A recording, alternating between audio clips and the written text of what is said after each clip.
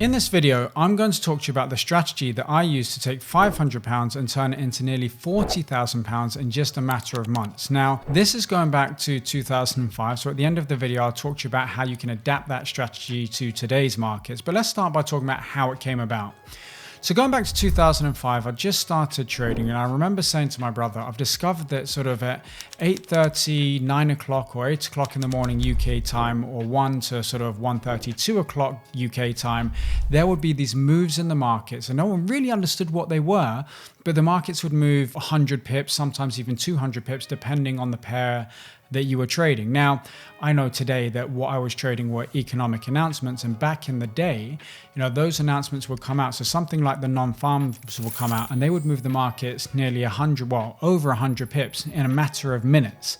Today, obviously, it's a little bit more difficult. So you'd need a very big sort of deviation from the expectation to be able to get those sorts of moves. But back then, it really was a norm. So whether you were trading something like the ISMs, CPI numbers, GDP, interest rate announcements, non-farm payrolls, and this wasn't just for the US. You could trade the employment numbers for Canada, UK, etc.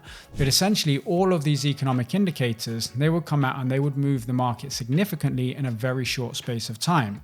Now, what was even better is when these economic announcements came out, they would move the markets in one direction. So you didn't really get any whipsawing action. So what you would have to do is you'd wake up in the morning, you'd look at the markets. The markets wouldn't move that much leading up to the announcement. So let's say I was trading the non-farm payrolls. When I woke up and looked at the charts at 8 o'clock, I wouldn't get any movement between 8 o'clock and 1:30 when the announcement actually came out. So what that allowed me to do was sort of bracket a range maybe 5 minutes before the announcement. So I'd say, okay, so this is a range which was probably 10 to 20 pips at most. Sometimes you might get 25, 30 pips, but really a very, very narrow range. And what I would do, as I said, is I'd bracket that range. A couple of minutes before the announcement, I would put in an order above and below the market. So this is something called straddling the markets. So if the price were at, let's imagine the price at 1.5000, what I would do is I'd put an order in at 1.5010 and then at 1.4990. So you got 10 pips above and 10 pips below where the current price was. Then what would happen is that the announcement would come out and the market would literally shoot off in one particular direction, and it would go 100, sometimes more than that, pips in a very short space of time. And what I would do is literally get taken into the market automatically. And when I felt like I had enough profits on the table, remember, I wasn't very experienced at the time, I'd literally take that money off and then move on to the next economic announcement. And this is something that worked perfectly.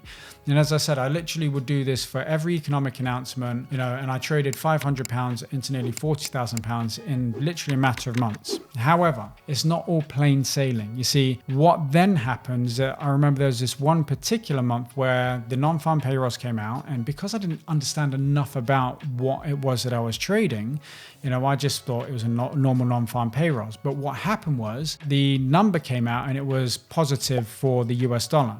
But then what we had is we had a revision to the previous month, which was negative. And then we had the unemployment rate, which was also negative for the dollar, come out as well.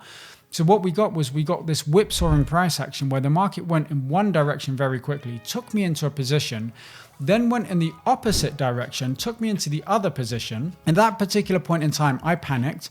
So I closed the position that was out of the money. By the time I did that, the market then started to retrace in the other direction, and then I closed that as well out of the money. And because I was over leveraged, I actually managed to nearly lose all of the money, all of the profits that I'd built up, because I was trading bigger and bigger position sizes each and every time I came to an economic announcement. So what happened was I took that £500, I traded it into nearly £40,000, and then in one announcement, I then nearly lost all of that, and I was pretty much back to where I started. But to be honest with you, it was probably one of the best things that ever happened to me, because it caused me to take a look at the markets and to really commit to learning how to trade the markets properly. And then from there, I've managed to make more money in a single trade rather than a few months. So obviously it served me very well. I pay attention to risk now. I understand the dynamics of how the markets move, but it just goes to show you that anybody can make money in these markets. You don't even have to be particularly good at what you do. You just need to be lucky.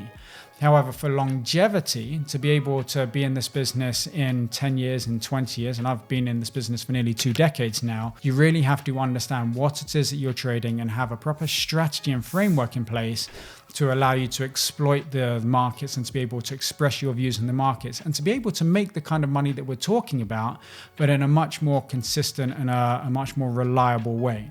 Now, in today's world, the type of moves that I was talking about back then, they don't happen, okay? On occasion, if you get a big surprise, you might get a big move. But what I tend to do nowadays, and what I would recommend that you guys do nowadays, is yes, you look at the economic announcements, and then what you do is you look at the price action following the announcements. You don't try to arbitrage the market, which essentially is what I was trying to do back then. So you don't try and say, well, I'm just going to straddle the markets and whichever way I get in, that's the way the market is going to go. No, what you do is you look at the announcement, you understand a little bit about what it is. And so let's say, for example, you're trading the non-farm payrolls, and then you'd understand that, a positive number would be good for the US dollar, but you'd want that to be supported by the unemployment rate coming down as well. So you wouldn't want a positive number and then the unemployment rate going up, or a revision to the previous months being a negative revision, because that will kind of cause the market to whipsaw.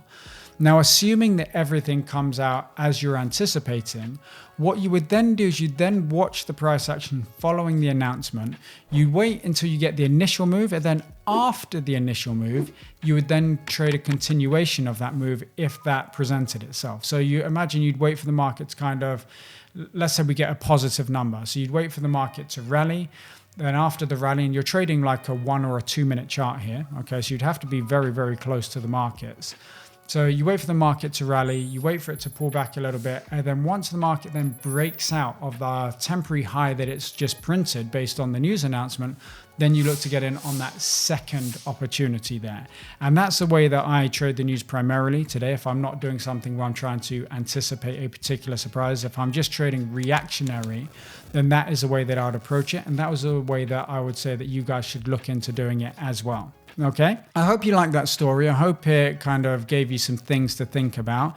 If you did like it, please make sure you like and subscribe to the channel, and also hit that bell so that you get a notification as and when I release these videos. And also, if you don't have any strategies, if you're not consistent in your trading already and you'd like to become consistent, then I really recommend that you click the link that I'm going to post in the description below the video here.